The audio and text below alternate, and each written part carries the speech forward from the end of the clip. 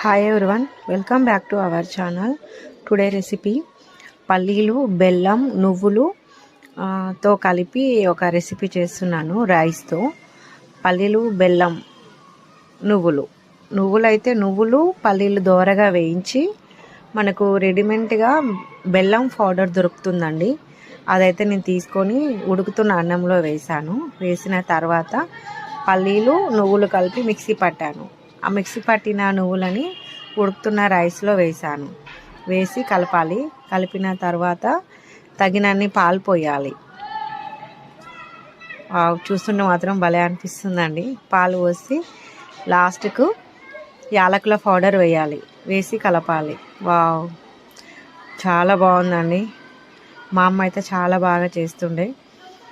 Thank you for watching. Please subscribe to my channel.